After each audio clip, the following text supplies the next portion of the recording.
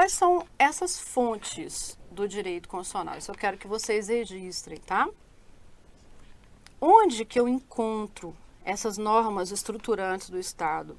Quais são as fontes de estudo do direito constitucional? Da onde vem essa organização do Estado? Aí vocês vão dizer assim, ok, professora, da Constituição. E vocês têm razão. Então, a nossa primeira fonte do direito constitucional é a Constituição. Qual Constituição, professora? A Constituição Federal, essa promulgada em 1988. Mas aqui cabe saber o seguinte, na Constituição existem aquelas normas que foram criadas pela Assembleia Constituinte, que trabalhou de 87 até 88, quando a Constituição surgiu, que são as chamadas normas originárias da Constituição. Mas há outras coisas que constam na Constituição Federal que foram posteriormente colocadas pelo Congresso Nacional por meio de emendas. São as normas derivadas e elas têm o mesmo valor para a gente. Tanto o trabalho da Assembleia Constituinte, ao criar o texto constitucional, quanto o trabalho do próprio Congresso Nacional, emendando a Constituição, atualizando a Constituição, é tudo norma constitucional para a gente, tá? E ainda temos no Brasil, eu vou colocar, vocês vão anotar, no primeiro contexto aqui, mas a gente ainda vai ter tempo lá na frente para estudar com detalhe tudo isso, é que a gente considera também normas constitucionais aquilo que consta em tratado internacional sobre direitos humanos. Então, seria um tratado internacional sobre direitos humanos e que foi aprovado pelo Congresso Nacional na forma de emenda, com o mesmo processo legislativo destinado a aprovar uma emenda à Constituição. Essa informação está no artigo 5º da Constituição Federal, parágrafo 3º, você pode anotar para conferir. Se você nunca ouviu falar no que eu estou dizendo agora, Tratado Internacional sobre Direitos Humanos, aprovado na forma de emenda, o que é isso? Se você nunca ouviu falar, não se preocupe, anota, tá? Para você saber da onde que a gente tira as normas constitucionais, porque a gente está no primeiro minuto do curso, com o caminhar da matéria, vocês vão estudar tudo isso ainda. Ainda vou explicar como que é esse poder de criação da Constituição, como que o Congresso faz para emendar a Constituição, como que entra no Brasil um tratado internacional, qual é ele que vale como emenda, qual o procedimento, tudo a gente ainda vai ver. Então, não é nesse minuto, por enquanto você só anota assim. Então, a Constituição Federal, as normas constitucionais, normas são conjuntos de regras e princípios que a gente cumpre obrigatoriamente. A ideia ampla de Constituição como lei que você tem, a gente tira das normas originárias, as que foram emendadas, colocadas pelo Congresso posteriormente, e desses tratados que valem como emenda. Só que, meus amigos, o ponto central é aqui, preste muita atenção. A Constituição, compreendendo então tudo isso que eu acabei de dizer, é a fonte suprema do direito constitucional. Professor, e agora? O que você quer dizer com isso? A fonte primária, como alguns autores chamam, ou fonte suprema, a fonte principal, onde nós buscamos primeiro, no direito constitucional, a estrutura do Estado é aqui, na ideia de lei em termos amplos da expressão. Mas o que eu quero chamar a sua atenção é que não vem só daqui, não.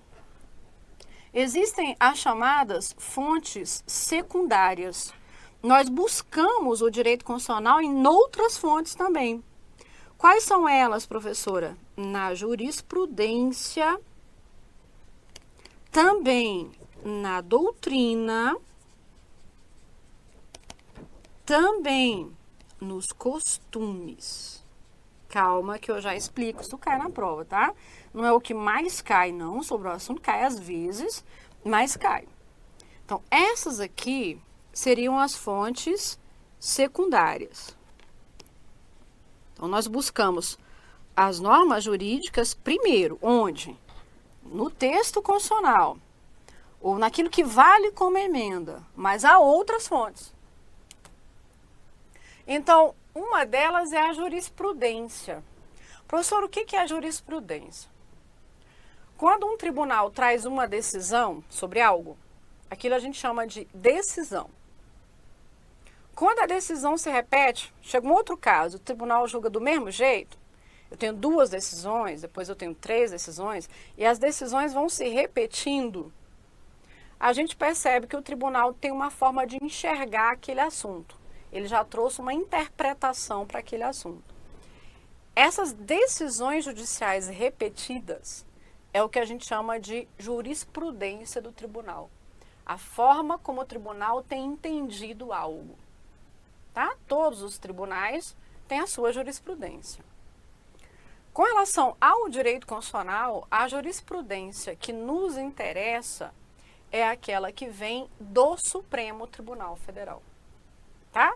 Para nós, aqui no nosso estudo, jurisprudência do STJ não interessa, do TJ de Minas Gerais não interessa, do TRF da primeira região não interessa, interessa só a jurisprudência do STF. Professor, por quê? Porque o STF é o guardião da Constituição, é quem interpreta a Constituição definitivamente.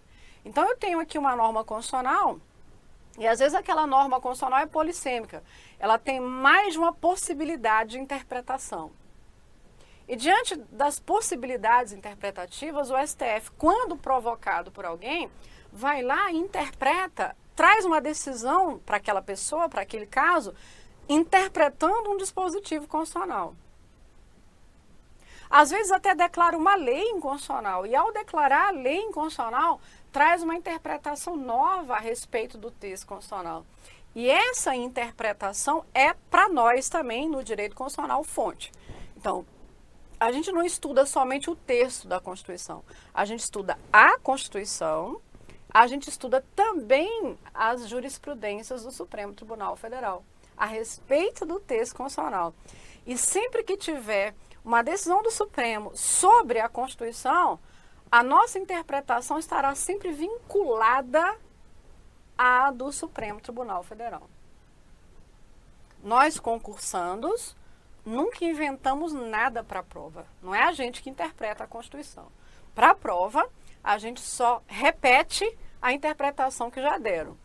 E quando vem do STF, acabou, a água parou. Falou é aquilo que a gente leva especificamente para a nossa prova. Então, por muitas vezes, nós vamos estudar aqui a jurisprudência do Supremo Tribunal Federal. Gente, o Supremo decidiu assim, no habeas corpus tal, na ação direta de constitucionalidade tal, no recurso extraordinário tal. E aí vocês vão se adaptar, porque a jurisprudência é uma das fontes do direito constitucional também. Beleza? Outra fonte do direito constitucional é a doutrina. O que é doutrina, professora? Há estudiosos que se dedicam ao estudo das normas constitucionais, ao estudo da Constituição positiva escrita.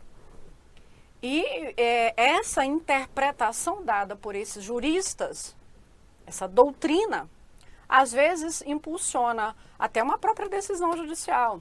Então, quando a gente faz ali, por exemplo, o advogado faça uma petição em caminho a um juiz, ou mesmo ao Supremo Tribunal Federal, eu utilizo como argumento principal sempre a lei, ou no nosso caso aqui, a lei maior, que é a Constituição, artigo tal, da Constituição diz assim, assim, assim, assado. Aí o que eu coloco? Fundamentando que aquela minha interpretação está correta. Porque José Afonso da Silva também diz tal coisa, e Paulo Bonavides interpreta dessa forma, e o próprio Supremo Tribunal Federal, numa outra oportunidade, entendeu assim. Então, eu estou pedindo algo em favor do meu cliente, mas eu estou mostrando a norma constitucional que diz que ele tem aquele direito e que a minha interpretação é correta, por quê? Porque há na doutrina um estudioso que já disse que é daquele jeito. Ou, de repente, há uma decisão do próprio tribunal ou de algum tribunal entendendo daquela mesma forma. E isso ajuda a formar a opinião, o convencimento e a interpretação a respeito de quais são as normas estruturantes do Estado. E o direito constitucional estuda essas normas estruturantes do Estado. Certinho? Entendeu o que é doutrina? Ok, e costumes? Quando na prova, aquelas bancas mais chatas, tipo Quadrix, é que gosta de cobrar isso aqui. Pô, vamos fazer na prova para Contador, professora, vem me cobrar a fonte do direito constitucional. É um negócio meio ilógico. Também acho, mas cai. Às vezes, né? Sempre. Só quando o examinador quer derrubar o candidato.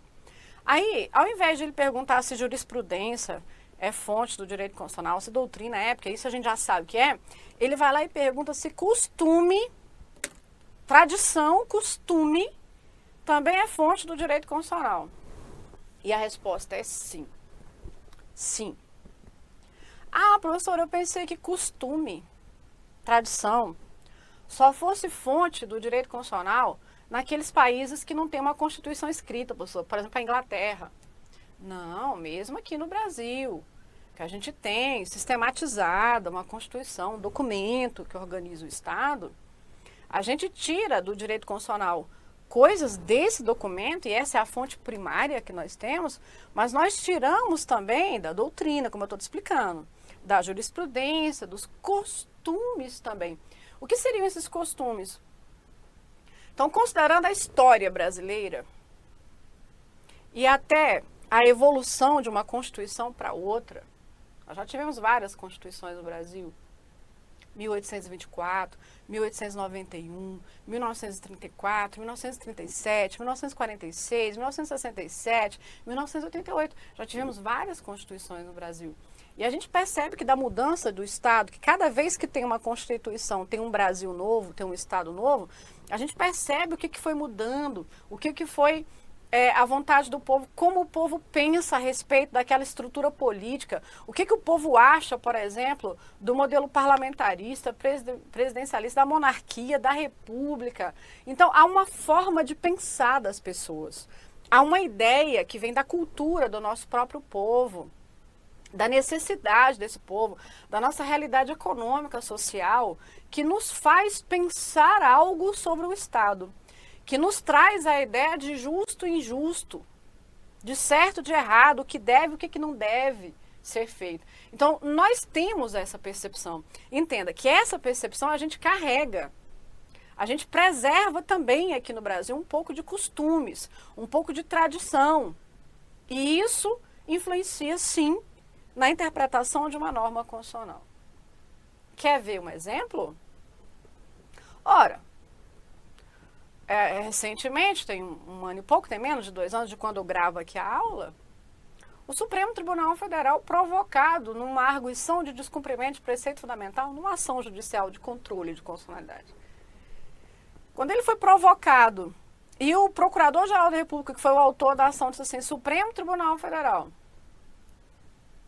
declara a inconstitucionalidade de qualquer interpretação do artigo 210 da Constituição, que dispõe sobre o ensino religioso, que autoriza ensino religioso confessional em escola pública.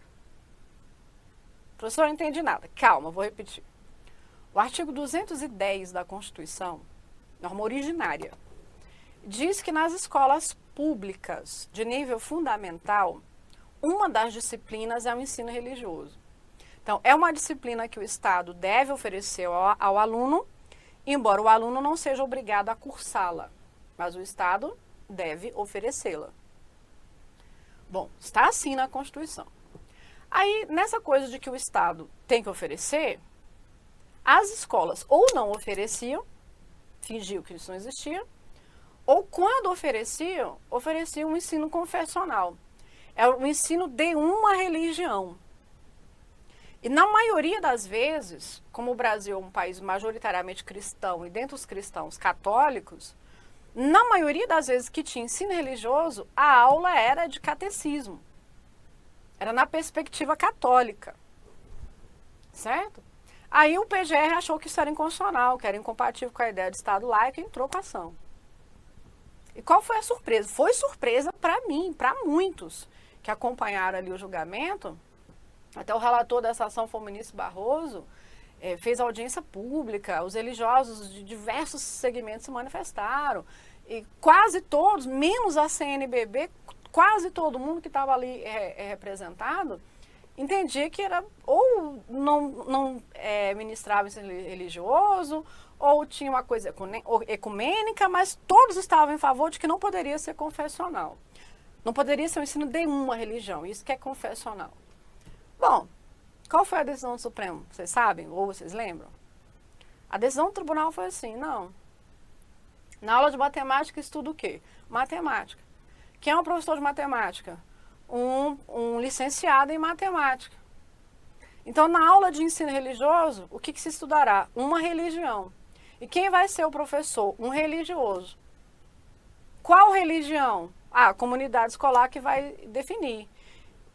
Então, o que o Supremo decidiu foi que o ensino religioso em escola pública é confessional. É um ensino de uma religião. Agora, qual vai ser a religião? Aí a comunidade escolar é que vai definir. Então, se na comunidade escolar que eu integro for ficar definido que o ensino religioso vai ser da religião católica, será da religião católica.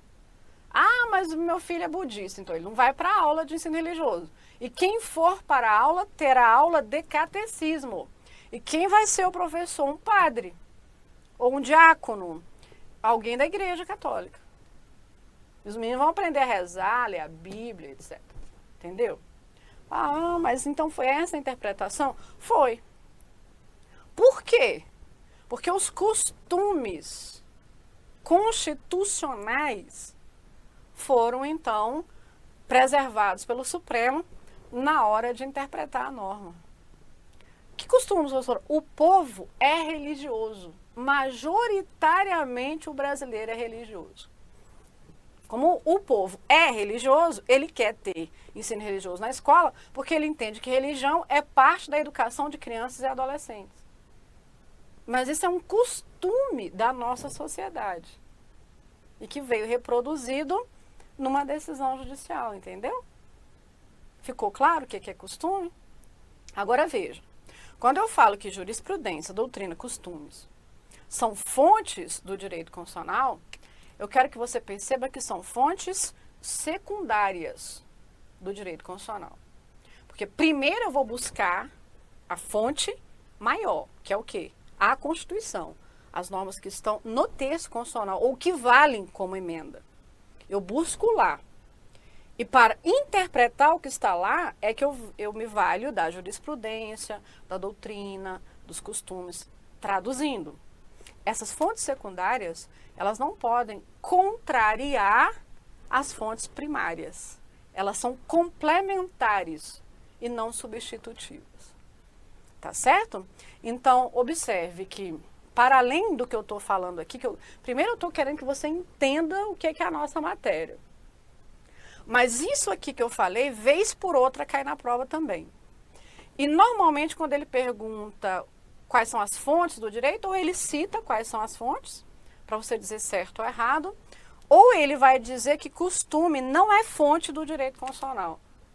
Porque o Brasil tem Constituição escrita, então costume não é fonte do direito constitucional. Aí vocês vão achar sim, para vocês dizerem errado. Certo, meus amigos? Então agora nós já sabemos o que é direito, nós já sabemos o que é, então, o direito constitucional. Daí a gente caminha para um pouco mais. O que é a Constituição? Bom, devagarzinho vocês têm aí a construção dos conceitos. Se eu perguntar para você agora, tenta responder com delicadeza aí, para ninguém na sua casa achar que você está maluco, tá? Falando sozinho. Mas tenta responder, o que é Constituição? Você diria o quê? Olha, cuidado com as ofensas, hein? Eu me ofendo quando você fala mal da Constituição. O que é a Constituição para você?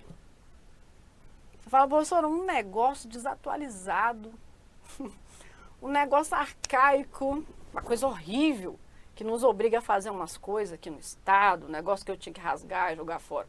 Olha, a ofensa, eu falei que você não pode ofender. E não se ofende a professora de constitucional, porque é pecado. Ok?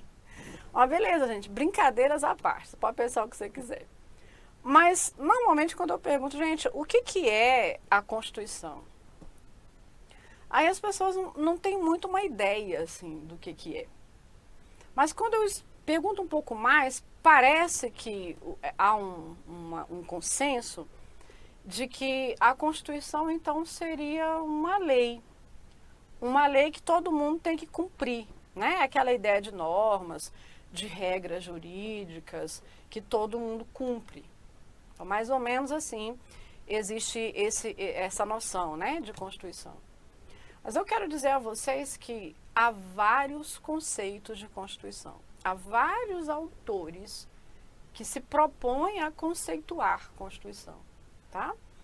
E um dos programas do edital, normalmente o edital ele vem assim, ó, direito constitucional, aí ele coloca lá 2 pontos. Normalmente o tópico 1 vem Constituição, conceitos e classificação.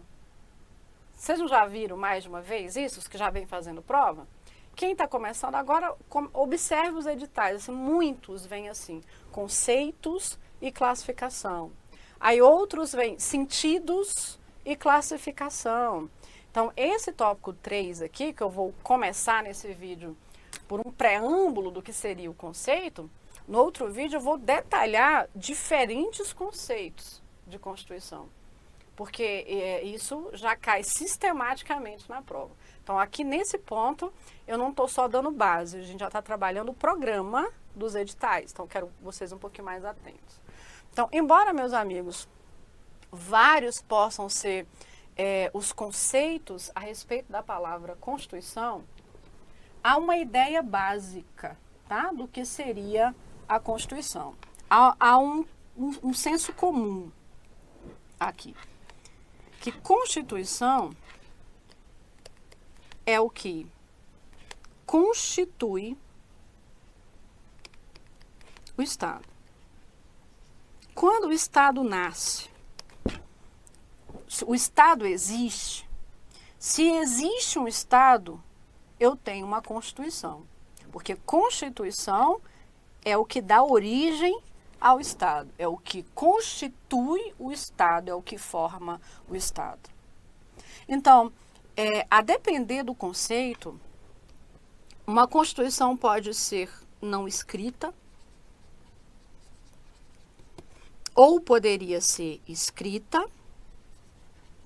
e a depender do autor, ela só seria escrita. Então, em relação à forma que essa Constituição vai ter, se eu terei um documento solene, como o Brasil tem, solene, sistematizado, escrito lá, Constituição Federal, contendo as normas de organização do Estado, esse aqui é um modelo mais comum no mundo, tá?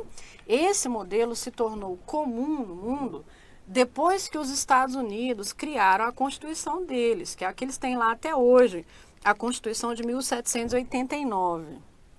Eles iniciaram um fenômeno que nós teremos a oportunidade de estudar na outra aula, chamado constitucionalismo, de uma necessidade de criar um documento solene que contivesse as regras de organização do Estado. Aí depois veio a França e repetiu esse modelo em 1793, e de lá para cá, então no século XIX, a gente veio expandindo essa ideia. Século XX, então, consolidou a ideia. E agora, no século XXI, quase todos os países têm uma Constituição solene. Eles optam por fazerem um documento que organiza o Estado. Aí alguns têm documentos gigantescos, como é o caso brasileiro, falando de tudo e mais um pouco. E alguns têm documentos pequenos, que só falam do essencial. Mas a maioria esmagadora tem esse modelo de Constituição. A ideia de lei e um documento sistematizado que organiza o Estado. Tá? Agora, ainda há países que preservam o modelo não escrito de Constituição. Que você vai lá, igual na Inglaterra, por exemplo, e você não acha, cadê a Constituição da Inglaterra? Não tem na livraria para você comprar, não tem na biblioteca. Por quê? Não tem por quê? Porque não existe, eles nunca se fizeram. Igual aqui no Brasil, uma constituinte sentou e fez o texto. Nos Estados Unidos, eles fizeram desde o século XVIII. E na Inglaterra não fizeram. Mas então a Inglaterra não tem Constituição? Tem. Mas cadê o documento que não existe? Não, então, a ideia de que a Constituição tem que ser um documento ou que não tem que ser um documento, sobre isso não tem consenso. Embora, majoritariamente, a gente tenha essa percepção desde que os Estados Unidos criaram a Constituição deles, depois a França repetiu o modelo. Isso aqui é o que é comum no mundo. Mas há os que não se adequam ao comum. Então, lá na Inglaterra, eu tenho várias leis definindo o Estado, a gente tem os costumes lá, que são muito fortes, as decisões das cortes, que são muito fortes também, enfim, e isso tudo forma o Estado deles. Agora, existe a Inglaterra? Existe. Alguém tem dúvida da existência da Inglaterra? Não. Se existe um Estado, existe uma Constituição, porque o ponto de partida nosso é esse. A Constituição é o que forma o Estado. Até aqui, consenso. O que passar disso tem divergência, nós estudaremos. Mas essa é a premissa. Então, independentemente de eu ter um documento escrito, não escrito, a forma que ele for, o conteúdo que ele tiver, há Estado, há Constituição. Não há Estado sem Constituição, porque a Constituição é o que forma o próprio Estado. Então, esse é um conceito básico que eu gostaria que vocês, de início, guardassem. Professora, forma o Estado a respeito do quê?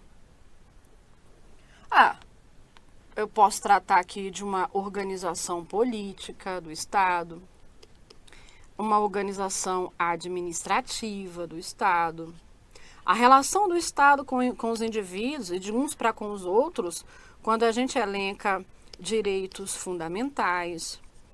Então, há aqueles assuntos essenciais, os indispensáveis, que estruturam o Estado. Isso eu posso achar no modelinho escrito ou não. Mas o fato é que há Estado, há Constituição.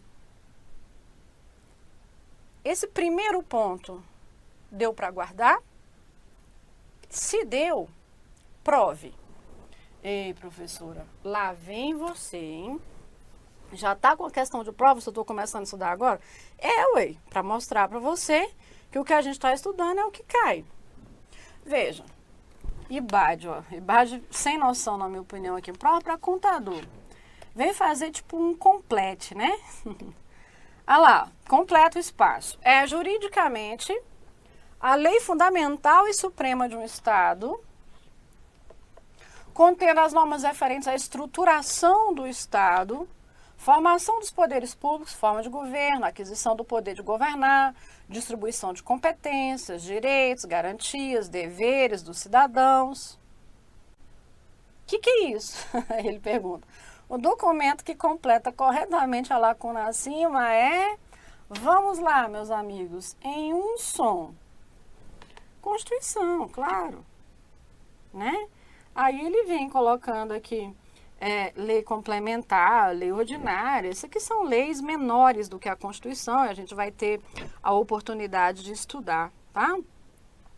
A resolução legislativa também é infraconstitucional, um decreto é menor do que uma lei ainda. Então aqui assim, talvez você não perceba o absurdo que ele colocou, porque você está começando agora, mas eu já vou colocar um desmaio simbólico aqui, porque as alternativas que ele deu são absurdas, tá?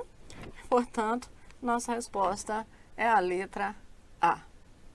Bom, vamos mais essa aqui, da OCP agora. Informe se é verdadeiro ou falso o que se afirma a seguir e assinale a alternativa com a sequência correta. Vamos lá. O termo Constituição pode ser empregado com vários significados, sendo um deles o conjunto dos elementos essenciais de alguma coisa. Adoro a OCP, né? E aí, meus amigos, você concorda com isso aqui? Constituição pode ser empregado com vários significados. Sim, são vários os conceitos mesmo, tá? De Constituição. Aí ele fala que um deles é que Constituição é um conjunto dos elementos essenciais de alguma coisa. Pior que eu sou obrigada a dizer que está certo. São os elementos essenciais do Estado, né? Então, é de alguma coisa, é a essência de algo, isso é a Constituição. Um conceito possível de Constituição, que se Constituição, ele está traduzindo literalmente, Constituição é de constituir algo. Então, está falando, é a soma dos elementos que constitui algo, quer dizer, alguma coisa. Esse alguma coisa, para nós, é o Estado. Mas ele trabalha o conceito da palavra. Então, está dizendo, muitos são os conceitos. Um dos conceitos é esse. Te dá ódio na prova? Eu achei que foi engraçado. Então, verdadeiro. E foi uma prova para advogado. A palavra Constituição não pode ser associada a elementos essenciais do Estado, ou simplesmente como estatuto jurídico do fenômeno político. Aqui não. A palavra Constituição não pode ser associada a elementos essenciais do Estado, pelo contrário, ela é que forma o Estado. Acerca do que, professor? Dos elementos essenciais, ué. Então, esse conceito que ele coloca está errado em qualquer perspectiva, tá bom?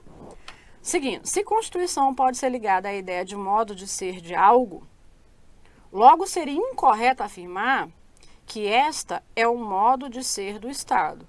Olha, gente, se Constituição, ele de novo trabalhando aquela ideia de que é o modo de ser de algo, ou alguma coisa, ele está repetindo aqui. No conceito aplicável à palavra, tirada do contexto, constituir algo. Ele está dizendo que seria incorreto afirmar que esta é o modo de ser do Estado. Não, Então não é algo. Algo pode ser o Estado. E o termo Constituição, em relação à estrutura do direito constitucional e estrutura do Estado, o algo só é mesmo o Estado. Então, isso aqui que ele está colocando está errado, né? A Constituição de um Estado é a sua lei fundamental. Exprime toda a organização de seus principais elementos constitutivos. Então, esse é um conceito cabível para a palavra Constituição. Aí sim, né, a partir de tudo que eu já disse a você. Então, a gente tem verdadeiro, falso, falso, verdadeiro. Então, verdadeiro, falso, falso, verdadeiro é a letra E. Ok? Bom, muito bem. Agora você já sabe o que é a Constituição, né? Você já sabe uma ideia do que é a Constituição. Mas nós vamos fechar o vídeo aqui nesse ponto. No próximo vídeo, eu vou trabalhar com você diferentes teóricos que resolveram conceituar a palavra Constituição. Então, até lá.